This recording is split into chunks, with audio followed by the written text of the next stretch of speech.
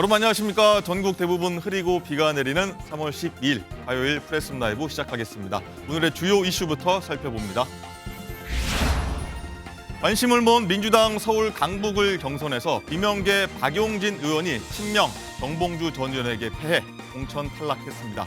여야 모두 공천 잡음이 계속 나오는데 범야권 비례정당에선 반미 활동 등 일부 후보의 이력이 문제돼 비판이 나오자 민주당이 재추천을 요구하기에 이르렀고 국민의힘은 5.18 관련 발언으로 논란을 빚은 노태우 후보에 대한 공천을 재검토하기로 했습니다. 현직 고교 교사들이 사교육 업체들과 유착해 수능과 내신 문제를 뒷돈을 받고 넘겨온 사실이 감사원 감사로 확인이 됐습니다. 아직 출간도 되지 않은 EBS 수능 연계교재 문항 수천 개도 몰래 빼돌려 학원에 거액에 파는 등 윤석열 대통령이 언급한 사교육 카르텔 의혹이 일부 사실로 드러난 건데 이들 56명에 대한 엄정한 경찰 수사가 필요해 보입니다. 정부가 병원을 떠난 전공의들에게 지금이라도 복귀하면 정상 참작을 하겠다고 밝혔지만 이번엔 서울대 의대 교수들이 정부가 합리적인 방안을 제시하지 않으면 다음 주 교수 전원이 사직서를 제출하겠다고 밝혔습니다. 환자들이 의료 공백에 볼모가 됐다는 지적이 계속 나올 수밖에 없는 이유겠죠. 프레스 라이브는 1분 뒤에 돌아오도록 하겠습니다.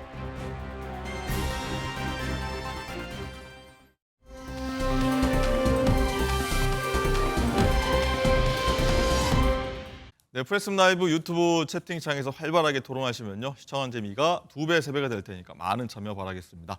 저희 프레스 라이브의 뉴스 핵심 관계자분들 나오셨습니다. 안녕하십니까? 네, 안녕하십니까? 안녕하십니까? 예. 총선이 이제 21대로 들어왔습니다. 정확히는 29일. 우선 어젯밤 나온 더불어민주당 공천 관련 소식부터 한번 짚어보도록 하겠습니다. 자, 현역 의원 평가 하위 10%를 받았던 비명 박용진 의원의 결선 결과가 공개돼서 아침까지 여러 얘기가 나오고 있는데요. 자, 장가 기자, 민주당 서울 강북을 결선입니다. 박용진 의원이 정봉주 전 의원한테 졌어요. 그렇습니다. 정봉주 전 의원과의 양자 경선에서 박용진 의원이 졌습니다. 현역 의원 평가에서 하위 10%를 받아서 경선 득표율의 30%가 감산된 점이 주요했습니다. 박용진 의원이 승리하기 위해선 60% 이상의 득표율이 필요했는데요. 이 문턱을 넘지 못한 겁니다. 만약 이 30% 감산 페널티가 없었다면 박용진 의원이 승리했을 거라는 분석도 나오는데요. 박용진 의원에 따르면 권리당원 투표에서 자신이 51%, 정봉주 후보가 48%가 나왔고 안심보도 응답자들 중에서도 마찬가지로 51%가 자신을 지지했다고 언급했습니다. 네. 박용진 의원이 직접 이제 승복도 하면서 뭐 이래저래 자기 결과까지 좀 공개를 했는데 일단 장현주 위원장님 일단은 페널티가 굉장히 높았다 이런 건 전제로 좀 얘기해야 될 것 같고 당 안팎에서는 결국 끝까지 이제 오랜만에 나온 것 같습니다. 며칠 동안 안 나왔었는데 비명 행사 공천 아니냐 이런 평가가 나오는데 좀 어떻게 보십니까? 글쎄요, 뭐 비명 행사 논란이 뭐 또다시 나올 수는 있을 것 같습니다. 다만 저는 너무 이 비명 행사라는 말 자체가 좀 본질에는 좀 어긋나 있는 것이 아니냐. 그러니까 한 가지만 바라보는 좀 프레임이라는 측면도 지적을 해야 될 것 같은데요. 물론 지금 강북을 지역 같은 경우에는 원래는 3인 경선이었다가 지금 결선까지 치르고 결국에는 정봉주 전 의원이 후보로 확정되게 되는 그런 지역이었습니다. 관련해서 여러 이야기들이 나왔던 것도 분명하지만 또 이 지역에 또 특성이 있는 것이고 그리고 개별 후보들만의 경선 후보들만의 또 각각의 또 나름대로의 사연들과 스토리가 있었던 지역이기도 합니다. 그렇기 때문에 한 지역구를 놓고 반드시 계파 갈등의 어떤 결과로만 보는 것은 저는 좀 한정된 시각이라고 생각이 드는데요. 네. 이 지역에서 박용진 의원이 뭐 이른바 컷오프가 된 것이 아니라 결국 결선 투표까지 거쳐서 이런 결과가 나온 것이기 때문에요. 결과적으로 저는 이제 이 결과를 모든 분들이 다 받아들이고 수긍하고 앞으로 원팀의 모습을 보여줄 수 있느냐 이것이 남았다라고 생각합니다. 네. 그러나 박용진 의원 같은 경우에는 사실 결선 결과가 나오기 전부터도 만약에 경선에서 아쉬운 결과가 나온다 하더라도 당의 뜻을 수긍하겠다라는 취지의 말씀 계속 해오셨거든요. 그렇기 때문에 이제 앞으로 단합하는 모습 그리고 원팀의 모습을 당원들께 국민들께 보여드린다면 또 반전의 모멘텀도 있을 것이다라는 생각 듭니다. 네. 일단 민주당 내에서 이제 박용진 의원이 비판적인 목소리를 좀 상징적으로 했던 인물 그리고 뭐 일부에서 이제 일 잘하는 의원이다 이렇게 했기 때문에 박용진 의원의 패배가 정봉주 전 의원의 승리보다 좀 부각이 돼서 지금 얘기가 나오는 거 아닌가 싶은데 이종훈 실장님 어떻게 보십니까? 이제 중도층하고 서울 전체 유권자 표심에도 이번 결과가 좀 부정적 영향을 줄 수 있을 것이다. 아니다, 좀 그렇지는 않을 것이다. 좀 팽팽하게 맞서는 것 같아요. 좀. 저는 부정적 영향을 미칠 것이라고 생각을 합니다. 이유는 두 가지죠. 이번 그 박용진 의원이 거의 마지막으로 지금 탈락이 됐는데 네. 탈락되는 어떤 과정 속에서 국민들이 두 가지를 볼 수 있었던 것 같아요. 하나는 뭐냐면 설마 했는데 권리당원이라는 것이 이렇게 철저하게 팬덤 정치로 뭉쳐서 국회의원들을 공천을 좌지우지할 수 있구나 하는 거예요. 그 직전까지 개딸이라고 표현되는 권리당원 숫자가 아까 개딸이라고 이야기하는 강성 지지층이 예. 얼마 없다. 뭐 1000명도 안 된다. 그냥 문자만 보내는 사람들에 불과하다. 이렇게 치부됐었어요. 그러니까 그 너무 좌표 찍어서 그런 거 아니에요라는 비판에 1000명도 안 돼요라고 대답을 했거든요. 그런데 그렇지 않더라고요. 그러니까 이재명 대표의 어떤 쓴소리를 하거나 하는 사람들을 좌지우지할 만큼 권리당원들이 똘똘 뭉치고 있구나 하는 걸 보여줬고요. 네. 두 번째는 뭐냐면 당권 경쟁자를 제거하는 정당이구나. 그러니까 1인 정당이구나.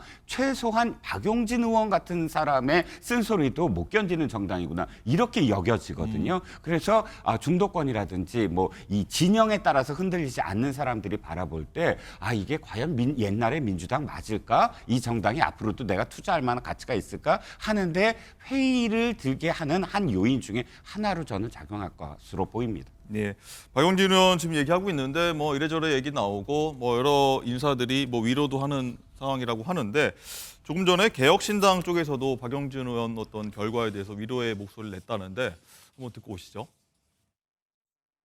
어젯밤에는 연락을 못했습니다. 제가 똑같은 일을 겪어봤기 때문에 지금 얼마나 괴로운지 짐작이 가고 정말로 힘든 시간을 보내고 있을 텐데 모든 것을 다 떠나서 박용진 의원이 용기를 잃지 않기를 바랍니다. 진심으로 위로의 말씀을 드리고 다시 일어나서 용기 있는 정치활동을 보여주시기를 희망합니다. 저는 전화를 드렸는데 안 받으시더라고요. 박용진 의원뿐만 아니고 경선에서 탈락하신 많은 분들께 그동안에 그 소식을 접하고 전화를 드렸는데 대개 당일은 전화 안 받으시고요. 뭐 며칠 지나고 난 다음에 이제 전화를 주세요. 며칠 있다 이제 아마 통화될 겁니다. 아마 아무 생각이 안 나시고 뭐 처음에는 부인하고 싶다가 분노, 좌절 뭐 이런 과정을 막 속성으로 좀 거치실 것 같아요.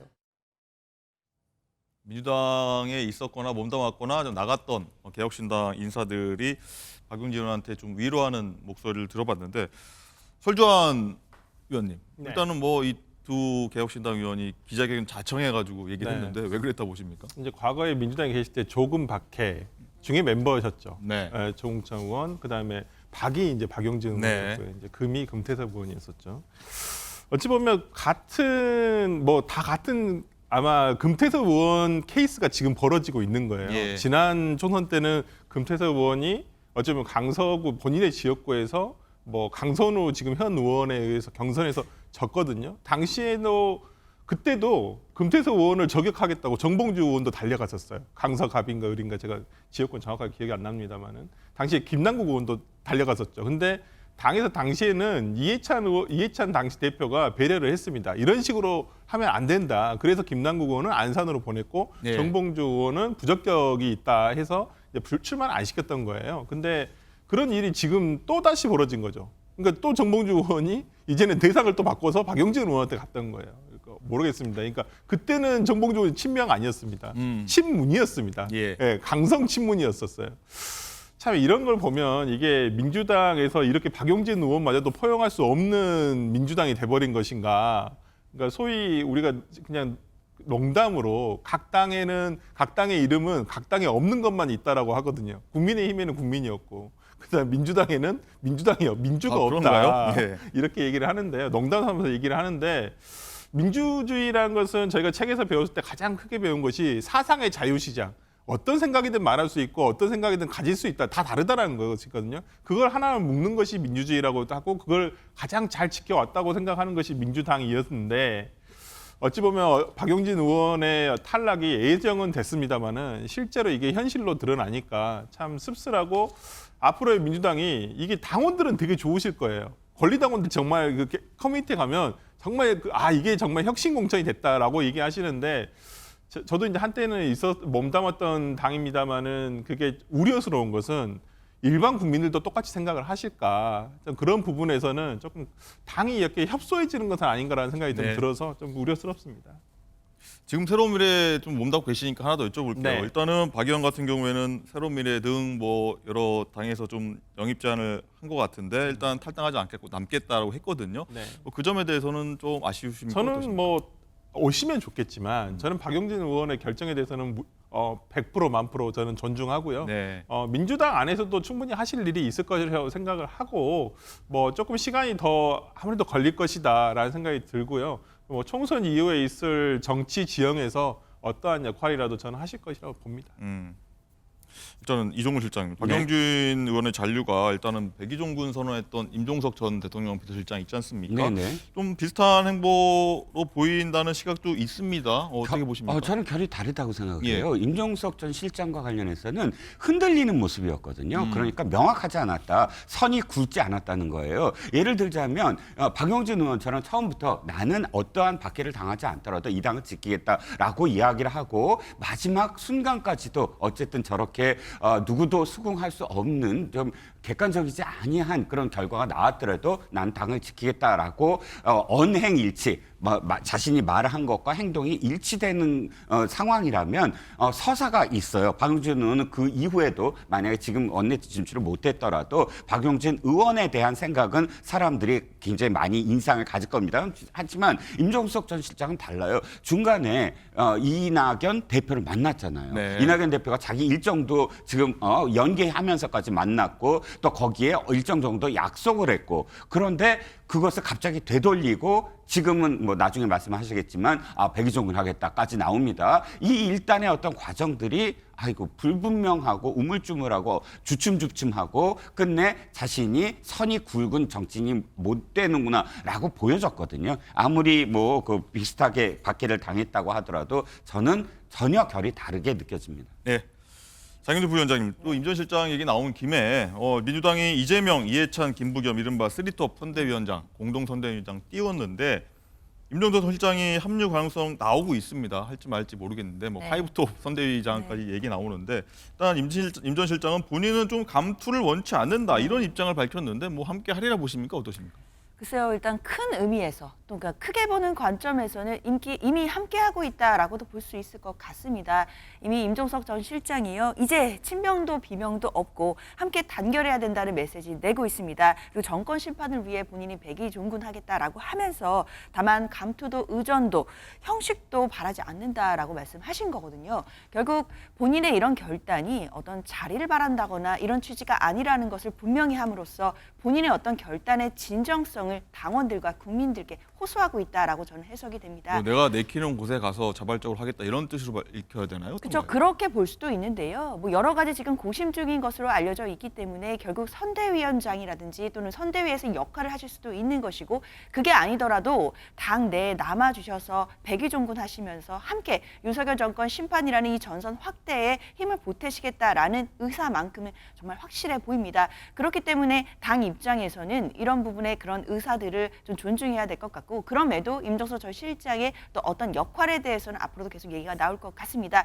또한 우리가 고민정 최고위원 같은 경우에도 최고위에 복귀하시게 어제 됐거든요. 복귀했죠? 네, 그렇기 때문에 이른바 뭐 문명 갈등 또는 뭐 친문과 친명 간의 계파 갈등이 있었다라는 부분도 어느 정도 지금 해소가 되는 국면에 있기 때문에 원팀과 단합의 모습, 단합의 시간으로 가는 어떤 지도부의 그런 그 어떤 모습들이 더 국민들께 반영이 될 수 있겠다라는 생각해 봅니다. 네.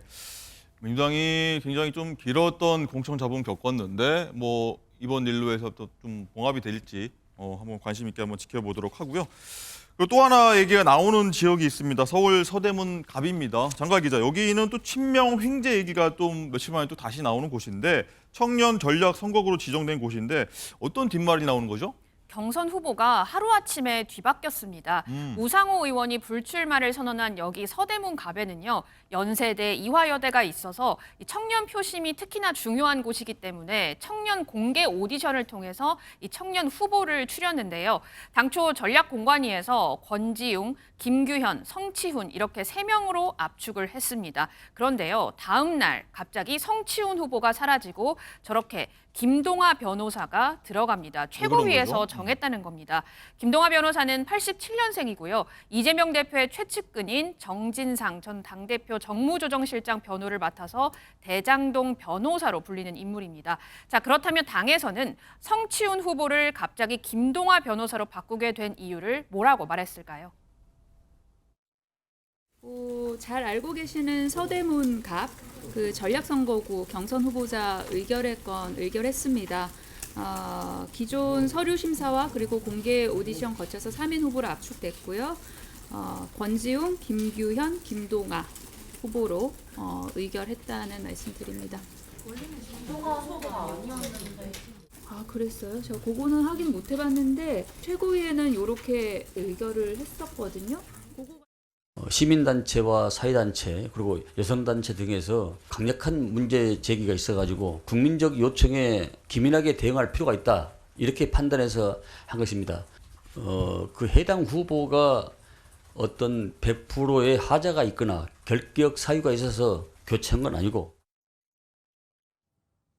갑자기 후보가 교체됐고 가서 또 위원장이 또 급하게 좀 설명하는 모습까지 좀 들어봤는데 이종원 실장님, 일단은 네네. 그 내용을 보면 네. 당초 경선 결과 발표였던 그 이제 홈페이지 서버 다운을 이유로 네. 투표가 어제까지 연장이 됐고요. 네. 또 보면 또 결국 이재명 대표 지지자들의 압도적인 지지 받아서 경선 통과했다. 이렇게 좀 보는 시각들이 있는데 공정성 논란이 일고 있는데 어떻게 보십니까? 세 가지예요. 첫 번째는 뭐냐면 이겁니다. 지금 성치훈 후보가 옛날에 박원순 시장과 관련해서 피해자에게 2차 가해를 가했다는 뭐 그런 의혹이 있고 그걸 여성단체나 또는 당내에서 굉장히 많이 지적을 많이 했다라는 겁니다. 네. 그런데 문제는 그것이 갑작스럽게 드러난 게 아니거든요. 이미 면접 때 김성환 면접위원이 해당 질문을 했다고 합니다. 그러면 그 과정에서 3인의 후보를 선정하는 과정에서 그 문제가 이미 공론화됐다는 얘기거든요. 네. 그런데도 불구하고 3인의 후보로 됐다면 그 문제에 대해서 면접 단계에서 공관위원들이 받아들였다는 뜻 아닙니까? 문제가 없다. 예, 그리고 3인 후보를 했습니다. 그런데 갑작스럽게 그 문제가 불거지면서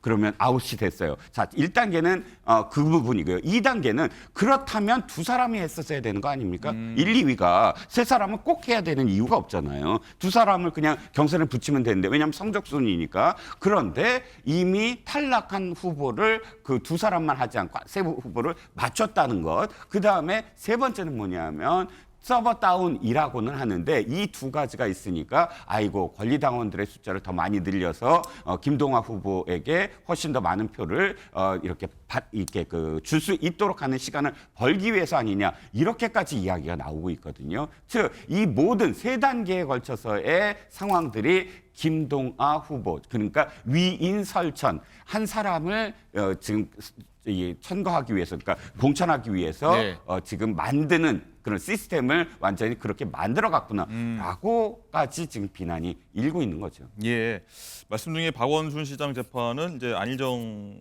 피해 관련 재판으로 정정하겠습니다. 자, 장현주 부위원장 또 여기에 쭉 말씀 들으셨는데 어떤 좀 의견 갖고 계십니까? 일단 뭐 절차상에 매끄럽지 못했던 부분은 분명히 있는 것 예. 같습니다. 그런 부분에 대해서는 저도 좀 아쉬움이 남는데요.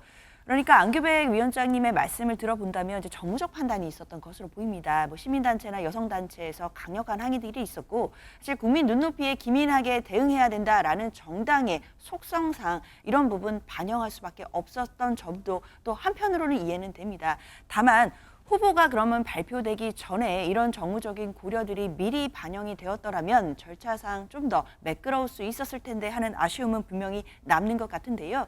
다만 절차상 약간의 매끄럽지 못함이 있었다라고 하더라도 일단 권리당원들의 경선을 통해서 결과가 나온 것이기 때문에 더 이상의 공정성 논란은 차단되어야 된다라고 생각합니다. 왜냐하면 이 부분이 정말 뭐 지도부나 공관위의 몇 명들이 그냥 한 명을 선택한 것이 아니라 결국 권리당원들의 경선이 있었고 투표가 있었던 것이었기 때문에 권리당원들의 선택도 존중받아야 된다라고 생각합니다. 그 과정에서 절차상에 좀 약간의 미흡함들이 있었고 그런 부분들이 지금 본선에 가는 후보에게도 부담이 될까 봐 당내에서는 우려가 되고 있지만 이런 부분이 빠르게 수습이 되고 결국에는 본선에 나갈 후보에게 어떻게 힘을 실어줄지에 대한 원팀에 대한 고민 있어야겠습니다. 네. 절차상 좀 미흡한 점이 있었지만 경선 결과는 좀 존중해야 된다 이런 의견이셨습니다. 자, 논란 하나 한 번 더 짚고 가도록 할 텐데 장가희 기자, 이거 굉장히 좀 최근에 논란이 많았던 얘기입니다. 차원 후보다 이재명 대표 이렇게 외쳤던 화제의 인물이 있는데 안규령 후보죠. 안규령 후보인데 어제인가요? 최근에 선거 유세 중 좀 진땀 빼는 일이 있었다고 해요. 그렇습니다. 총선이 30일도 안 남았는데요. 자신이 출마하는 지역구의 동 이름도 몰랐기 때문입니다. 한 언론 보도에 따르면 안 후보는 지난 8일에 도봉구 창동 신창시장을 방문해서 상인들과 만남을 가졌습니다. 한 상인이 여기가 무슨 동인지 아느냐라고 물었더니 안규령 후보가 답을 하지 못했다고 합니다. 그러자 상인이 좀 알고 다녀라. 이렇게 다니면 욕먹는다라면서 이렇게 왔다가 또 후딱 떠날 사람들 아니냐라면서 호통을 쳤다고 합니다.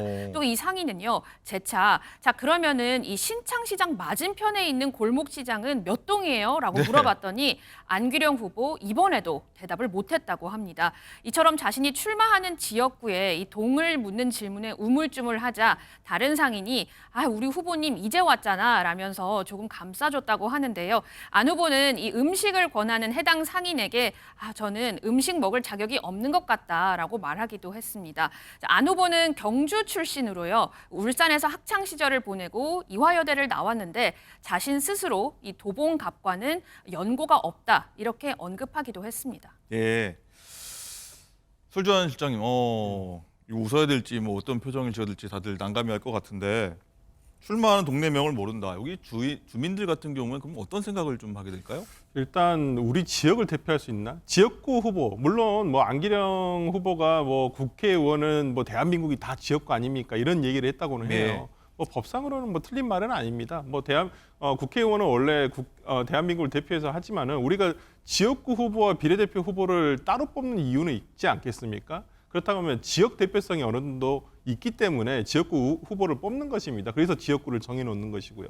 안 그러면 그냥 대한민국 하나로 해가지고 1등부터 300등까지 뽑으면 되지 않겠습니까? 저는 그런 의미에서라면 지금 안기령 후보가 지역구 후보로서 조금 부족한 행동이었다. 그러니까 제일 처음에 자기가 잘 모르고 그리고 보통 지역 같은 경우 자기가 태어나거나 아니면 초등고등학교만 다니다가 타지에 가 있다가 다시 오는 경우도 꽤 많습니다. 네. 그런 경우에 달라진 자기 동네를 다시 한번 복귀하거든요. 최소한 뭐 구청 홈페이지에 들어가서 행정구역상의 어떤 그것도 좀 보고요. 지도도 보고 그다음에 관 내에 그 인구 구성이 어떻게 돼 있는지 이런 건 최소한 파악을 하고 가야지 어디 가서든 내가 무슨 말을 할 수가 있고 그리고 제일 처음에 차 타고 돌아다니지 않지 않겠습니까? 차 타고도 한 바퀴 돌고 그냥 걸어 다녀야죠. 걸어 다녀서 어디에 뭐가 있고 사람들이 어디를 주로 다니더라 이걸 몸소 느껴야 되는데 저는 그런 부분에서는 뭐 안기령 후보가 아직 시간이 좀 부족해서 좀 그런 면도 없지 않아 있겠지만은 저는 최근에 이루어지고 있는 특히나 서울권에서 이 중심권이 아니라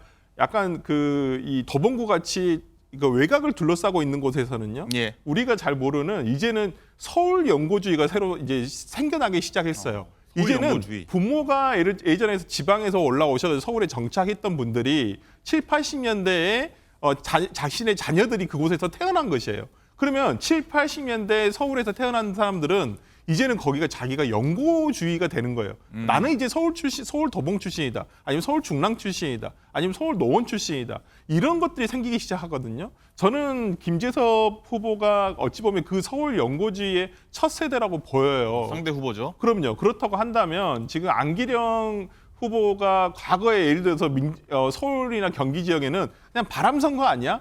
당시의 이슈가 어느 당으로 많이 부냐에 따라서 달라지는 거 아니냐, 표심이. 근데 지금은 조금은 거기에 물론 그 바람 선거라는 것도 아직 영향력이 남아있지만은 여전히 지금 이제부터 새롭게 생겨난 것은 서울 신연고주의의 세대가 세어났다. 저는 그렇게 보기 때문에 네. 쉽지 않은 선거다. 저는 그렇게 봅니다. 신연고주의 말씀하셨는데 장윤주 부위원장이 어떻게 보십니까? 이 국회의원들이 모두 그 지역에 살아야 되는 건 거주해야 된다. 꼭 그런 건 아니잖아요. 이렇게 한편할 수도 있을 것 같은데.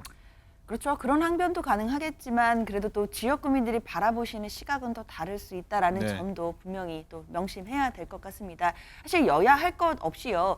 지역 연고가 없거나 또는 상대적으로 부족한 후보들이 공천된 바가 있습니다. 아마 그런 분들 지금 이 안기령 후보의 어떤 뉴스를 보고 지금 깜짝 놀라서 본인의 지역구 막 동과 행정구역 네. 공부하고 있을 것 같거든요. 그렇기 때문에 이 모습들이 안기령 후보에게만 국한됐다라기보다는 지역 연구가 부족하거나 상대적으로 없는 분들, 그런 후보들 입장에서는 지역 구민들께 본인이 지역의 일꾼으로서 어떤 일을 할 것인지 이런 표심을 찾아가기 위한 노력, 공부 당연히 게을리하면 안 되겠습니다. 네, 안기령 효과 이런 게 좀 볼 수도 있겠군요.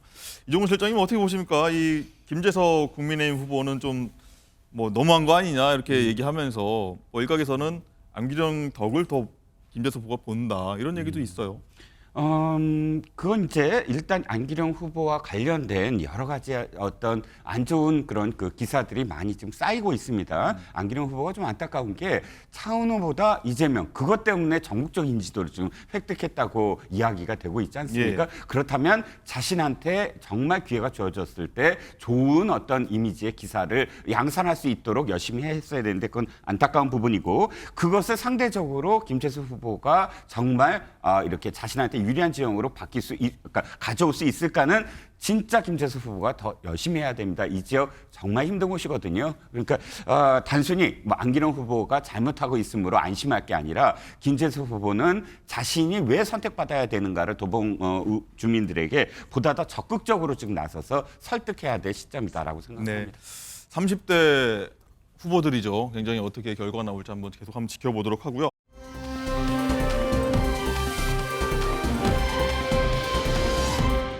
민주당 잡음이 하나 더 있는데 이거 한번 보도록 하겠습니다. 어제 야권연합 비례대표 연합 위성정당이죠. 더불어민주연합의 시민사회목 비례대표 후보들에 대해서 민주당이 우려를 표명하면서 사실상 재추천을 요구한 일이 있었는데 장가 기자, 일단 시민사회 측 비례대표 후보들의 이력이 논란이 좀 불거졌는데 민주당이 여기를 좀 문제 삼았습니다. 어떤 인물들을 문제 삼은 거죠 지금? 총 4명의 몫이 있었는데 이 중에서 전지혜 그리고 정영희 후보가 좀 문제가 되고 있습니다. 더불어민주연합에서는 시민사회 추천목 4명 있다고 말씀드렸는데요. 이 중 전지혜 금융정의연대 운영위원은 민주당 위성정당 비례 1번으로 확정이 된 인물입니다. 또 서울과학기술대 총부학생회장을 지냈고요. 한미연합훈련 반대 시위를 벌여온 결의 하나 출신입니다. 또 당선권 비례 배정이 예상되는 정영희 전 구례군 이장은요. 전국 여성농민회 총연합 핵심 인사 출신이고 사드 배치 반대 시위를 주도하기도 한 인물입니다. 자, 그런데 이처럼 종북 세력, 반미 세력의 원내 진입에 민주당이 숙주 역할을 하는 것 아니냐 이런 비판이 나오자 비례 지지율에서 또 민주연합이 조국혁신당에 고전하는 모습도 보이고 있는데요. 민주당도 재추천을 요구한 상황입니다. 당내 목소리 들어보시죠. 더불어민주연합이 각 당과 시민사회가 추천한 비례 후보들에 대해서 국민 눈높이에 맞게 철저히 검증돼야 한다라는 데에 공감대가 있는 논의가 있었다. 네, 저희가 내부적으로 이 문제에 대해서 심각하게 논의하고 있는 것은 사실입니다. 국민의 눈높이에 맞는 각자의 정치적 지향들이 있겠지만 정치는 이상과 현실을 조화시켜야 되는 현실이기 때문에 합리적 의사결정, 합리적 인선이 이루어질 필요가 있다라는 점을 말씀드립니다. 네, 쭉 얘기 들으셨는데 설주환 의원님, 일단은 민주당에서 이번 총선에 좀 악재가 될 수 있겠다 판단을 하고 이재명 대표도 일단은 저렇게 부정적인 입장을 밝힌 것 같아요. 어떻게 보십니까? 그러니까 조국 혁신당이 생기기 전에 아마 이러한 위성정당에 대해서 결정을 내리지 않았겠습니까? 네. 근데 결과적으로 보면 오히려 이재명 대표 입장에서는 위성정당 괜히 한다 했다. 명분을 잃어버렸거든요. 당시에 정치혁신에 대한 안 한다고 했었는데 또 본인의 말 바꾸기 어떤 논란도 생겨버렸고요. 근데 지금 상황에서라면 과연 지금 시민사회 몫으로 나오신 특히나 일본으로 지금 비례 1번을 받았다는 것이거든요. 이분은 일본으로 합의가 돼 있기 때문에. 근데 이분에 대해서 민주당 종래 민주당을 지지했던 분들 중에 대다수가 과연 이분을 용납할 수 있을까요? 이분을 그냥 믿고 찍을 수 있을까요? 저는 모르겠습니다. 뭐 저분에 대해서 저는 잘 모르겠습니다. 그러니까 저렇게 잘 모르는 것도 문제예요. 잘 모르는 사람을 국민들은 그냥 민주당의 위성정당이니까 그냥 찍는단 말이에요. 이게 옳은 방법인지도 솔직히 모르겠습니다. 근데 어찌 되었든 간에 이러한 부분에서 그 민주당의 종래 가지고 있던 스펙트럼, 이념적 스펙트럼에서도 조금 표현하기 어려운 어떤 후보를 과연 지지해야 되는지 여부에 대해서는 조금 뭐 민주당 지지자들로서도 상당히 의문일 것이고요. 그다음에 민주당이 과연 이렇게 좌클릭을 계속 하는 것이 중도 표심을 포섭하는데 도움이 될 것이냐. 그런 전략적인 부분도 고려를 안 할 수가 없는 상황이기 때문에 저는 아마 이 시민사회의 몫으로 이 부분에 대한 재검토를 요구했다는 것은 민주당으로서는 상당히 빠른 결정이기도 신속하게 잘 결정한 것이라고 보고요. 국민들이 봤을 때 그래 저런 사람이 국회에 가서 어떤 국민의 소수를 대변해서 뭔가 입법도 하고 활동을 하는 모습을 보고 싶다 이런 걸 원하시는 거겠지. 글쎄요. 이렇게 뭘 했는지 과거에 좀 불분명한 정체성이 불분명한 분들 제가 뭐 그분들 폄하하는 것은 절대 아닙니다만은 뭐 잘 모르겠어서 그 활동을 그래서 그분들에 대해서까지 우리가 비례 1번을 주면서 하는 것은 조금 문제가 있지 않나 생각합니다. 언급하셨던 뭐 정체성 불분명한 분들이 뭐 지금 보도되오는 여러 내용들이 있을 겁니다. 네. 장윤주 부위원장 어떻게 보십니까? 이런 것들을 이번 건 통해서 민주당 쪽에서 좀 해결을 하고 넘어갈 거라고 보십니까? 아니면 검토 수준에서 마칠 거라고 보십니까? 저는 일단 지도부가 심각하게 바라보고 있다라는 것 자체가 이 부분을 해결하겠다라는 의지로 읽힙니다. 그 해결이 물론 결론이 어떻게 될지는 지켜봐야 되는 건 분명하겠지만요. 분명한 것은 국민 눈높이에 합당한지를 민주당이 그러니까 더불어민주연합이 검증을 하겠다라는 취지로 있기 때문입니다. 왜냐하면 사실 앞선 합의에서 민주연합이 결국에 검증을 하고 그 기준이라든지 이런 부분을 다시 바라보기로 했기 때문에 그런 기준에 따른다라고 한다면 시민사회단체의 추천 몫이라 하더라도 결국에 더불어민주연합에서 또 다른 검증이 거쳐야 된다는 것이 좀 공감대가 있는 것으로 보입니다. 이런 검증의 과정에서 국민 눈높이에 맞지 않는다라고 한다면 당연히 또 심각하게 고려해 봐야 되는 지점도 분명히 있다라고 생각이 들고요. 당대표가 계속 강조하는 것처럼 정치가 현실의 장이기 때문에 당연히 총선에 임하시는 국민들의 눈높이를 당연히 최우선으로 고려를 해야 된다라고 생각이 듭니다. 네. 여기 논란에 대해서 한동훈 국민의힘 비대위원장도 한마디 했는데 한번 듣고 오시죠. 민주당 위성정당의 비례에 면면이 드러나고 있습니다. 노골적인 종북 인사들이 포함되어 있습니다. 비례 1번 후보의 경우에는 한미연합훈련 반대와 주한 미군 철수를 외치던 단체의 대표 출신입니다. 비례 1번이라는 것은 그 정치 세력의 이 방향성 그리고 정책과 공약을 보여주는 어떤 상징과 같은 존재입니다. 저는 이재명 대표와 민주당에게 묻고 싶습니다. 민주당의 이번 총선 공약은 한미연합훈련 반대와 주한미군 철수입니까? 반미입니까? 네, 한 위원장 마지막 얘기 한번 여쭤보겠습니다. 네네. 민주당의 공약이 한미연합훈련 반대, 주한미군 철수냐 강하게 비판했는데 어떻게 들으셨습니까? 한국일보 기사 제목, 2020년도에 나온 기사 제목을 제가 그대로 읽겠습니다. 네. 비례 1번을 보면 당의 1순위 정책이 보인다입니다. 지금 한동훈 비대위원장이 얘기한 것과 마찬가지의 제목이죠. 즉 다시 말해서 어떤 정당이 비례 1번을 내세울 때 그 비례 1번은 그 사람이 그 정당이 앞으로 가져갈 정책이나 또는 그 정당이 지금까지 돌보지 아니했던 그런 지지층을 이제부터 돌보겠다라는 의미에서의 상징적인 인물을 내세웁니다. 그래서 지금 민주당은 이렇게 했습니다. 17대 때는 장양숙 장애인연합 회장, 장애인 정책을 하겠다는 얘기예요. 18대 이성남 한은 금통위원, 당시에 경제 문제가 심각했거든요. 그러니까 경제를 더 하겠다는 얘기입니다. 다 넘어가겠습니다. 20대는 박경미 홍대 수학교육과 교수, 교육과 관련된 이야기가 많았어요. 자, 21대 4년 전에 누가 됐습니까? 신현영. 그 당시 교수, 그러니까 의대 교수잖아요. 코로나19와 관련해서 많은 코로나19에 관련된 그 방송 활동을 했던 사람입니다. 그러니까 지금 모든 것들이 다 민주당이 앞으로 할 일들을 상징적으로 내세운 인물들이에요. 네. 그렇다면 이번에 전지예 씨가 지금까지 했던 걸 보면 유엔사 해체, 그다음에 김정은의 보건복지정책 미화, 윤석열 정권의 북진 정책 중단, 이런 것들을 지금 주장했던 단체에 있던 사람입니다. 그러면 한동훈 비대위원장이 묻는 대로 이런 것들을 지금 공약화해서 앞으로 민주당이 지금 정책으로 삼을 건가에 대한 답을 저는 민주당이 해야 된다고 봅니다. 만약에 사퇴시키지 않고 그대로 받아들인다면 이 문제와 관련된 정말 끊임없는 문제 제기가 앞으로도 있을 것으로.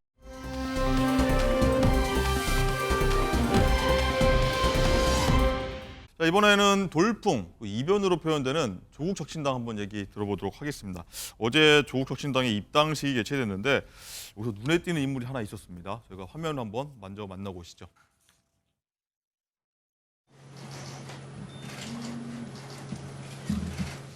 오늘부터 조국혁신당과 함께하게 되어 기쁘고 새로운 희망으로 가슴이 벅찹니다. 무도한 정권에 대항하여 마침내 꼭 함께 승리합시다. 끝내 이기리라.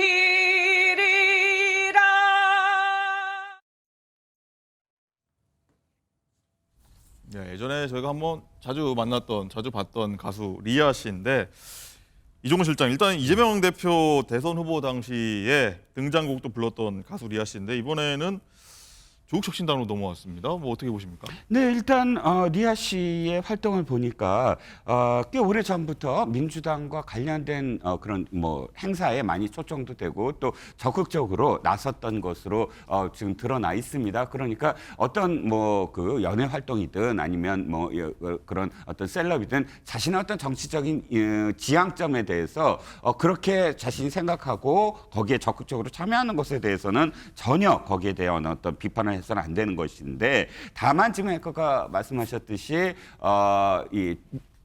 지금 이재명 대표와 관련된 그런 행사에 노래까지 불렀던 사람인데 왜 조국혁신당으로 갔을까라는 그런 그 지점이 좀 궁금할 것 같아요.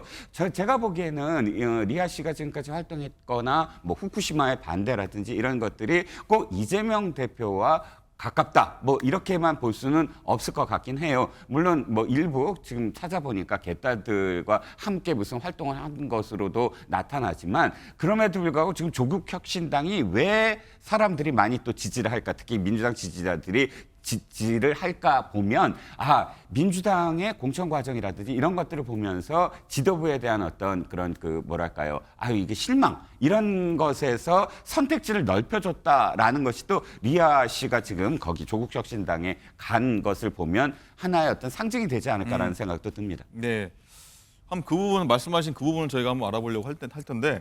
장가 기자, 일단은 일부 지역구 여론조사 보면은 조국혁신당 비례정당 투표 지지율이 민주당에 앞서는 곳들도 나오고 있어요. 이거 어떻게 봐야 됩니까? 조선일보가 케이스트 리서치에 의뢰해서 지난 9일 그리고 10일에 실시한 조사인데요. 비례대표 정당 어디를 뽑으시겠습니까? 이 질문에 조국혁신당이 지역별로 15에서 24% 정도가 나왔습니다.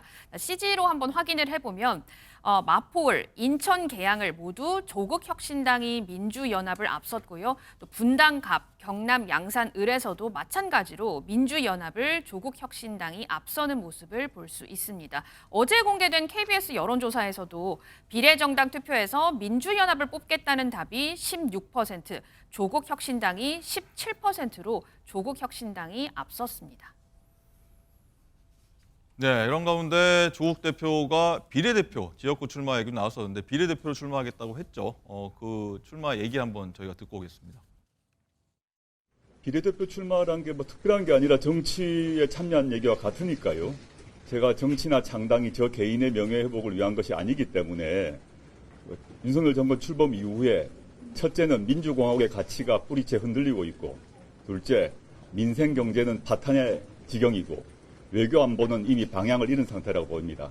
이 상태에서 제가 부족함이 있고 흠결이 있지만 저라도 나서서 또 저희 동지들과 함께 윤석열 정권을 조기 종식시키는 것이 대한민국을 빨리 살리는 길이라고 생각하기 때문에 나섰습니다.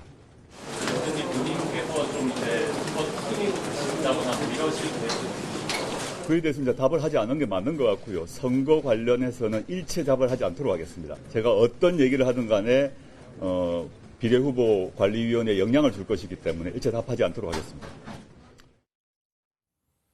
야, 조국 혁신당이 굉장히 좀 지지율이 많이 올라가니까 장윤주 부위원장님 일단은 민주당도 처음에 좀 연대해보자 이런 모습에서 이제 좀 기류가 바뀌고 있는 거 아니냐 이런 좀 관측도 나오고 있는데 일부 좀 친명 강성 지지자층 사이에서 이제 지민 비조, 지역구는 민주당, 비례는 조국 혁신당 이게 지역도 비례도 민주당 뽑자 이런 좀 목소리가 좀 나오고 있다고 합니다. 이른바 몰빵론 지금 자막이 나가고 있는데 네. 이런 얘기가 지금 나오고 있습니까 계속?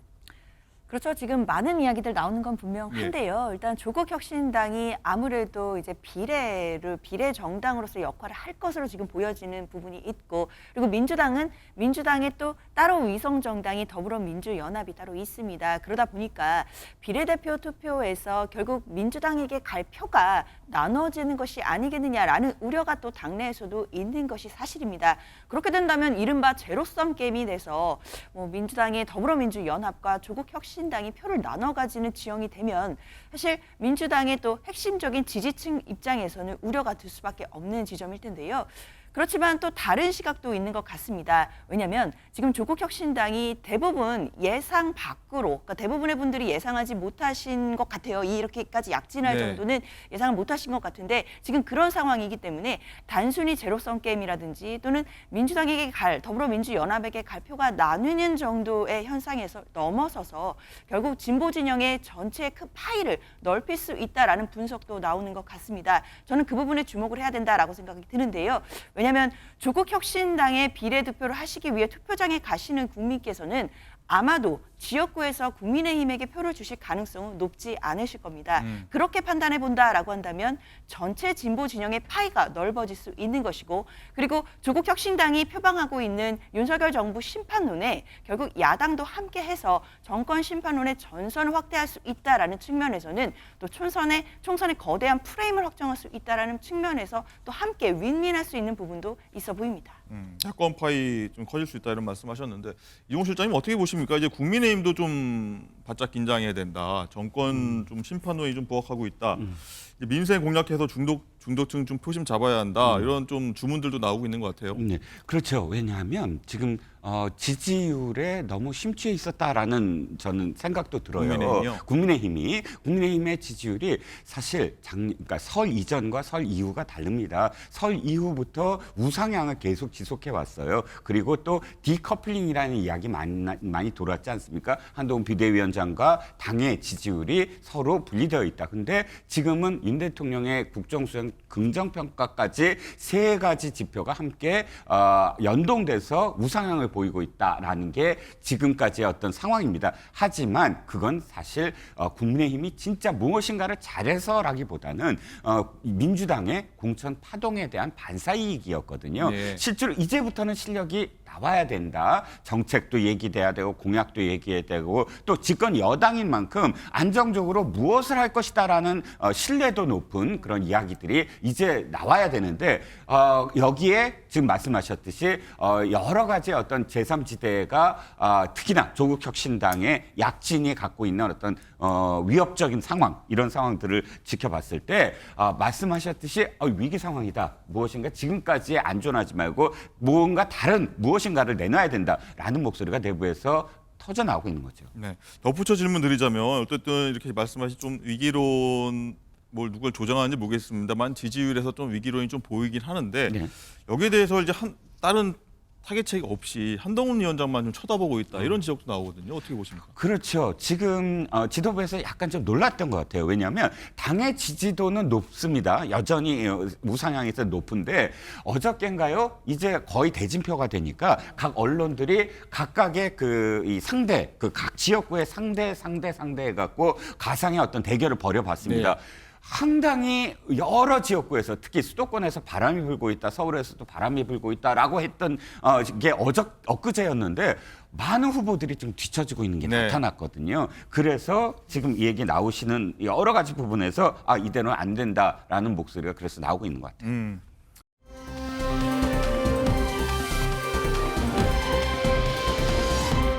국민의힘 보면 이제 한동훈 원톱 체제 혹은 윤재욱 원내대표까지 투톱 체제 이 정도 가려고 하는데 민주당은 아까 저희가 말씀드렸지만 3톱, 5톱 메모드급으로 선대위 출범한다 이런 얘기 나오는데 국민의힘도 좀 거기에 맞게 좀 좀 불려야 되는 거 아니냐. 뭐 원희룡 장관이 전 장관이랄지 뭐 안철수 위원이랄지 어떻게 보십니까? 근데 원희룡 장관 같은 경우는 지역구에 매몰돼 있거든요. 쉽지 않은 지역구고 본인도 뒤처지고 있어요. 그렇다고 한다면 형세 자체가 뭐 좋은 형세가 아니기 때문에 그 지역구를 나와서 전국 선거 지원을 한다든지 타 후보를 지지를 한다는 것이 지원 유세를 한다는 것이 쉽지 않은 상황이고요. 그다음에 한동훈 비대위원장과 같은 급이라든지 오히려 한동훈 비대위원장을 넘어서는 어떤 여권의 인사가 누가 있을까요? 저는 지금 당장 떠오르는 사람이 별로 없어요. 굳이 치자면 뭐 인요한 혁신위원장 정도밖에 생각이 나지 않는데 인요한 혁신위원장도 한계가 있거든요. 저는 그렇다라고 한다면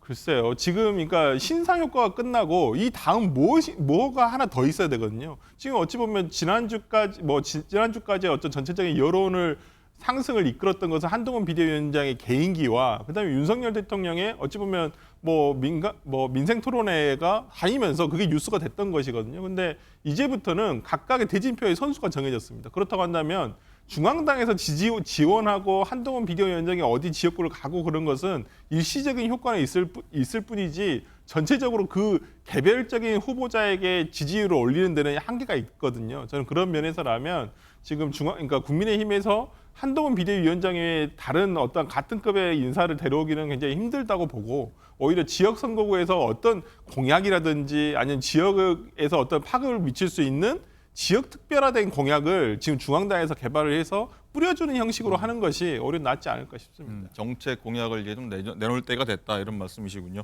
자, 장가 기자, 이제 국민의힘 공천도 거의 막판인데 막판에 좀 잡음이 나온 좀 인사가 좀 있다고 해요. 어떤 거죠? 그렇습니다. 바로 도태우 변호사 때문인데요. 박근혜 전 대통령의 형사재판 변호사였던 도 변호사는 2016년부터 2018년까지 총 10여 건의 극우 사이트 게시글을 자신의 SNS에 공유한 바 있습니다. 이재명 대표가 도 변호사 공천을 겨냥해서 저거 극우 공천 아니냐 이렇게 언급을 했는데 이에 반박하면서 한동훈 위원장이 여기 우리 극우 사이트 출신이 누구가 있나 이재명 대표가 스스로 극우 사이트 출신이라 하지 않았나 이렇게 언급을 했습니다. 그런데 이후에 이 도 변호사가 실제 극우 사이트의 게시물을 공유한 행적이 밝혀지면서 한동훈 위원장은 공관위에 도 후보의 발언 전반에 대해 국민의 눈높이에 맞는 재검토를 요청했습니다. 네. 논란이 커지자 한동훈 위원장이 공관위에 도 변호사 공천 재검토 요청했다고 하죠. 오늘 나온 한 위원장 목소리 한번 들어보시죠. 어저께 도태우 후보 관련해서 발언 재검토 요청하셨는데 국민의 눈높이에 맞는다는 취지가 혹시 어떤 취지입니까? 우리가 인생을 살면서 인생 전체에서 과오나 잘못된 언행을 하지 않기는 참 어렵습니다. 그렇지만 공적으로 중요한 임무를 맡게 될 사람의 경우에는 과거의 언행보다는 현재와 미래의 언행이 당연히 더 중요합니다. 국민을 위해서 일을 해야 될 사람의 경우에는 그럴 때는 좀 더 엄밀하게 봐야 된다라는 게 제 생각이고요. 공관위에서 그런 점까지 전체적으로 한번 엄밀하게 다시 볼 필요가 있다라는 판단을 해서 여러분들의 의견을 받아서 그렇게 정한 겁니다. 쭉 들으셨는데 도태우 변호사의 5.18 민주화 운동 관련 발언이 있었고 한 위원장이 이런 식으로 얘기를 했습니다. 장윤주 부위원장은 어떻게 좀 보십니까? 공천 취소 여부 어떻게 좀 판단하십니까? 글쎄요. 아직 물론 결론은 정해지지 않았겠지만요. 그런데 오늘 이제 한동훈 비대위원장의 이야기를 들어보자면 과거의 언행보다 현재와 미래의 언행이 더 중요하다라는 말씀도 덧붙이셨습니다. 그 얘기는 물론 과거의 언행을 잘못했다라고 하더라도 현재 생각이 다르다라고 하면 그래도 넘어갈 수 있는 것이 아니겠느냐라는 또 취지가 또 숨겨져 있는 것 같거든요. 물론 공천이 결과가 어떻게 될지 뭐 취소가 될지 여부는 끝까지 지켜봐야 되는 것은 분명합니다만 그래도 여러 가지 취지상 말씀 속에는 과거에 이야기했던 부분에 대해서는 어느 정도 앞으로 잘할 수 있다라고 한다면 넘어갈 부분도 있다라고 들리기도 합니다. 그렇다고 한다면 저는 사실 도태우 변호사의 그 5.18 민주화 운동과 관련된 그 어떤 발언이 논란이 됐을 때 가장 문제가 됐던 건 결국 국민의힘의 지도부와 한동훈 비대위원장의 선택적인 엄격함에 있었다라고 생각을 합니다. 뭐 민주당이나 이재명 대표의 어떤 작은 문제를 대면했을 때는 항상 굉장히 날선 공세를 비치시고 또 굉장히 날카롭게 공격을 하셨지만 내부적인 문제들이나 어떤 발언들이 논란이 되었을 때는 상대적으로 무뎌지는 것이 아니냐라는 것이 또 국민들의 한 시각이기도 했습니다. 그런 부분들이 저는 쌓여와서 결국에는 이 공천을 재검토해야 되는 지경까지 온 것으로 보이거든요. 이번에도 과연 선택적 엄격함이 아니라 정말 일관된 엄격함으로 결단하실 수 있을지 국민들께서 끝까지 보실 것 같습니다. 네, 이종훈 실장님 지금 화면 보고 계시는데 비대위원들도 좀 격론을 벌였다. 중도층 표심 이탈 우려된다 이런 얘기했고 오늘 공간이 이 문제 논의한다고 하는데 결론이 어떻게 나야 된다고 보십니까?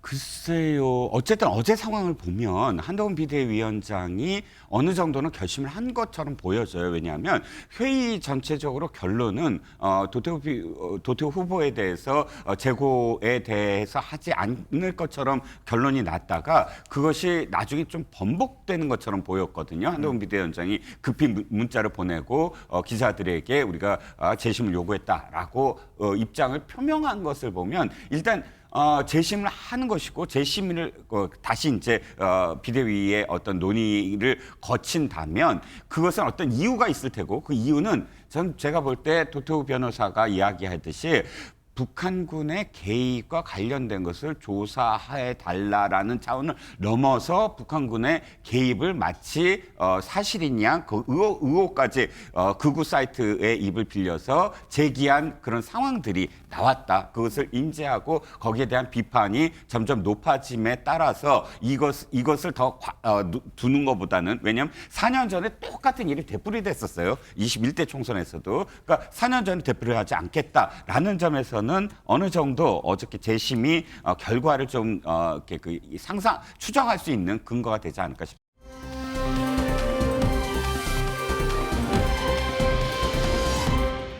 자, 이 사안 역시 좀 시끌시끌합니다. 최상병 순직 사건인데 수사 외화 의혹으로 수사받던 이종섭 전 국방장관이 호주 대사로 내정돼서 그제 출국한 건데 장관 기자 어떤 내용이죠? 네, 이 전 장관이 해병대 최상병 순직 사건 수사 외압 의혹을 받아서 출국 금지가 이루어졌는데 지난 6일에 호주 대사로 임명이 됐고요. 이후 출국 금지 조치가 해제돼서 10일에 호주로 출국을 했습니다. 법무부가 8일 이 전 장관에 대해서 출금 조치를 해제하면서 출국이 가능했던 겁니다. 오늘 민주당이 원내대책회의를 마친 뒤에 이 전 장관의 출국과 관련된 특검법을 국회 의안과에 제출을 했는데요. 이재명 대표도 앞서서 윤석열 정권이 이 전 장관을 도주대사로 임명하고 몰래 도망시켰다면서 강하게 비판했습니다. 당내 목소리도 들어보시죠. 네가 가라 하와이, 네가 가라 이종섭, 호주 가라 이종섭. 내가 뒤를 봐줄 테니 잠시 깜빵에 가 있어라. 잠시 몸을 숨겨라는 대사는 영화 속에서만 존재하는 것일까? 이 사람은 범죄자입니다. 이런 사람을 호주 대사로 임명한다고요? 호주 대사가 아니라 도주 대사입니다. 호주 대사가 아니라 도주 대사. 네, 반발하는 민주당 얘기 한번 들어봤는데 장윤주 부위원장님, 대통령실은요 이 전 장관이 이제 앞으로 수사에 적극 응하기로 했으니까 갔다 수사 방해되지 않는다 이렇게 얘기를 하고 있거든요. 그렇죠. 일단 수사에 차질이 없을 것이다라는 게 대통령실의 입장의 취지로 보이는데요. 그런데 수사에 차질이 있을지 없을지를 판단하는 기준은 대통령실이 아니라 수사기관인 공수처가 아닐까라는 생각이 듭니다. 그리고 사실 대부분의 피의자들은요. 수사기관의 수사를 받을 때 수사에 협조 잘 하겠다고 합니다. 그럼에도 강제 수사되고 구속영장 청구가 되고요. 출국금지가 되는 것이 일반 국민들의 현상이고 그리고 일반 형사 재판의 과정입니다. 그렇다라고 한다면 이종섭 전 장관에게만 다른 잣대를 들이댈 수 있는 것인지 그 부분은 국민들께서 또 판단하시리라 생각을 해봅니다. 예, 설주환 위원 일단은 이 전 장관요 어제 이제 출국할 때 신임장 원본이 아니라 이 사본을 들고 출국했다. 이래서 좀 논란이 더 되고 있는 것 같아요. 이게 무슨 내용이죠? 그러니까 좀 이해할 수 없는 것이 이렇게 절차라든지 정식적으로 특히나 외교 관계에 있어서의 형식적인 절차라는 것은 굉장히 중요하지 않겠습니까? 그게 우리나라 내에서의 문제가 아니라 상대 국가가 있는 것이고 거기에 따라서 외교 형식이라는 것이 항상 있어 왔으니까 그걸 벗어나는 일을 할 만큼 이렇게 급하게 갈 이유가 있었을까? 그리고 보니까 어떤 보도에 따르면 대사 교육, 2주간의 대사 교육을 그것도 생략 한태로 갔다는 거예요. 그렇다고 한다면 이종석 전 국방부 장관을 이렇게 급하게 보낼 만한, 총선 전에 이렇게 보낼 만한 사유가 뭐가 있었을까? 도무지 이해할 수 없는 상황이고요. 지금 절차적으로도 상당히 문제가 있고 이것이 나중에 외교적으로도 상당히 문제가 있을 것이고요. 그러면 호주에 가서 이분이 대사로서 활동을 하셔야 되는데 어떠한 본인이 떳떳하게 어떤 호주의 어떤 정부를 상대로 대사로서의 역할을 하실 수 있겠습니까? 저는 그러한 부분에서라면 저는 오히려 철회를 하고 임명 철회를 하고 수사가 다 끝난 다음에 혐의가 없으면 그때 보내도 저는 상관없다고 봅니다. 굳이 네. 이렇게 서둘러서 할 필요는 전혀 없다고 봅니다. 예, 이종근 실장님, 관련 부처 장관들을 민주당에서 이제 좀 탄핵하겠다 이렇게 좀 엄포를 놓고 있는데 총선이 다가올수록 야권이 좀 이 문제 좀 키울 것 같은데 뭐 해법이랄까요? 어떤 답이 필요할까요? 일단 탄핵 중독증이 아닐까 이 정도 된다면 이런 생각이 들고요. 적절하지 않은 건 저도 동감을 합니다. 그러면 사실 호주와 관련돼서 뭐 국방 사업이 어떤 이유인 것처럼 좀 국민의힘이 이야기를 하고 있습니다. 그러면 국민들한테 좀 더 설득력 있게 뭐 이야기를 해야 되고요. 그렇지 아니하다면 지금 총선 국면도 있고 또 한 사람의 어떤 이 죽음이 문제가 된 부분입니다. 그런 엄중함을 생각을 한다면 이분과 관련돼서는 이 국민 눈높이에 맞춰서 조치를 취해야 된다고 생각을 합니다. 알겠습니다.